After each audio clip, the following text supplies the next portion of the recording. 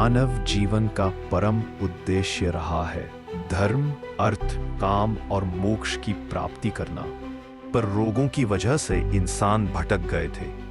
तब इन रोगों का उपाय खोजने के लिए विश्व के श्रेष्ठ ऋषि मुनि हिमालय की पवित्र गोद में एकत्रित हुए।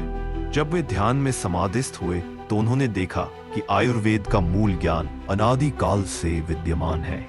यह ज्ञान स्वयं ब्रह्मा ने स्मरण किया और दक्ष प्रजापति को सौंपा।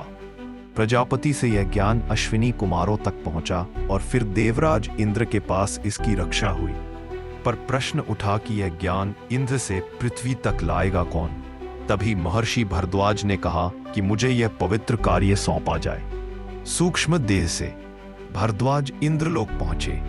देवराज इंद्र ने उन्हें त्रिसूत्र रूप में आयुर्वेद का ज्ञान दिया, जिसमें प्रथम सूत्र में रोगों के कारणों का गहन ज्ञान, द्वितीय सूत्र में रोगों के लक्षणों का सूक्ष्म विवेचन और तृतीय सूत्र में रोगों की चिकित्सा का पूर्ण मार्ग बताया। महर्षि भरद्वाज ने यह संपूर्ण ज्ञान ऋषियों को दिया। महर्षि पुनर्वसु आत्रेय के 6 शिष्यों में से ऋषि अग्निवेश ने अपनी उत्तम बौद्धिक क्षमता से अग्निवेश तंत्र की रचना की, जो कालांतर में महर्षि चरक द्वारा प्रतिसंस्कृत हुई और यह ग्रंथ चरक संहिता के नाम से अमर हुआ। इसी प्रकार महर्षि सुश्रुत ने सुश्रुत संहिता की रचना की, जिन्हें फादर ऑफ सर्जरी कहा जाता है। कई युगों बाद महर्षि वाग्भट ने इन दोनों संहिताओं के सार को समेटकर अष्टांग हृदय की रचना की।